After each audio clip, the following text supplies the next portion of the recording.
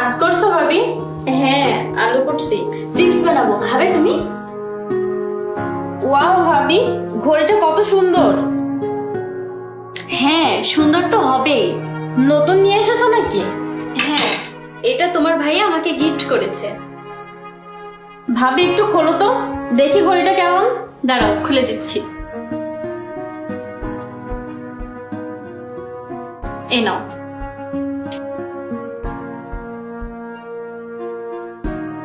সত্যি ভাবি ঘড়িটা অনেক সুন্দর, আমার হাতে না খুব সুন্দর লাগছে।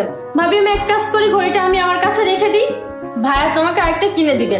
ঠিক আছে ভাইয়া? হ্যাঁ ঠিক আছে, তুই এটা রেখে দে, আমি তোর ভাবিকে আরেকটা এনে দেবো। সামিয়া ওকে দিয়ে দাও। আচ্ছা ঠিক আছে বোন, তুমি এটা রেখে দাও। তাহলে ভাবি আমি গেলাম, ভালো থেকো। আরে বোন, কোথায় যাচ্ছিস? এবার তো আমি আসলাম, কিছুক্ষণ বসে যা। ভাইয়া সকাল থেকে তো এখানে বসেই আছি, আমার উনি নিচে দাঁড়ায় আছে, দেরি হলে আবার পরে চেঁচামেচি করবে। আচ্ছা ঠিক আছে, যা তাহলে। এ থাম। সামিয়া, এটা তো তোমার ব্যাগ তাই না? হ্যাঁ, ওইটা আমার ব্যাগই। ও বললো আমার অনেক পছন্দ হয়েছে, কিছুদিনের জন্য নিয়ে যাই, তাই দিলাম।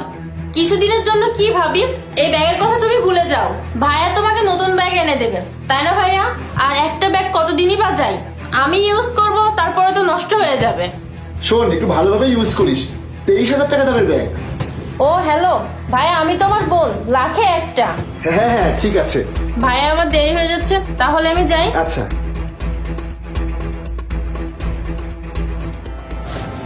এই নে ধর টাকা।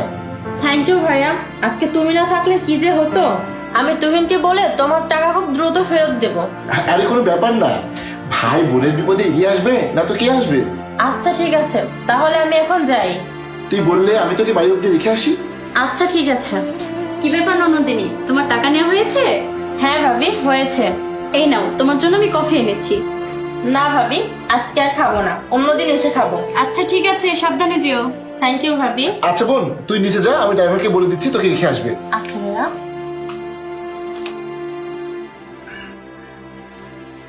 হ্যালো, আমার বোন নিচে গেল, ওকে বাসায় রেখে এসো, ঠিক আছে?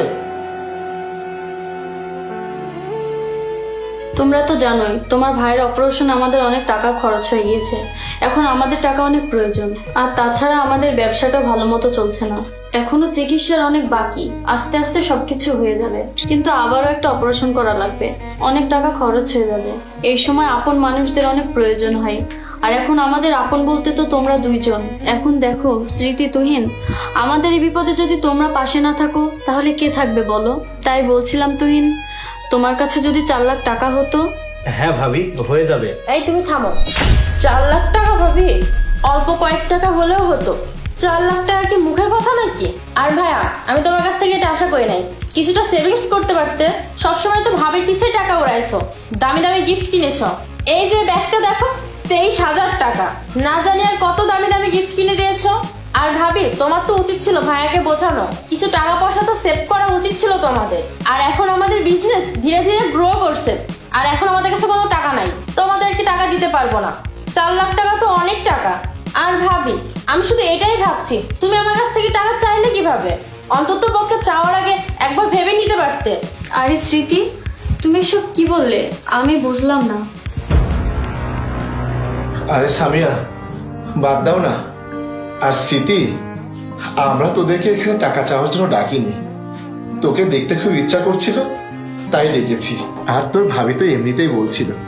তুহিন, তুমি স্মৃতিকে এখান থেকে নিয়ে যাও, আমরা ডাক্তারের কাছে যাব। ঠিক আছে ভাইয়া। সামিয়া, যে বোনের জন্য কখনো হাত বন্ধ করিনি, হাত সবসময় খোলা রেখেছি, কোনো না চাইতেই সব কিছু দিয়েছি। আর সেই বোন আজকে এত কথা শুনিয়ে গেল, তাকে আর কি বলবো বলো? যখন নিজের মায়ের পেটের বোনই ভাইয়ের দুঃখ বুঝলো না। তুমি চিন্তা করো না তো, সবকিছু ঠিক হয়ে যাবে। আমার যত গহনা আছে বিক্রি করে দিব, দেখবে কাজে লেগে যাবে।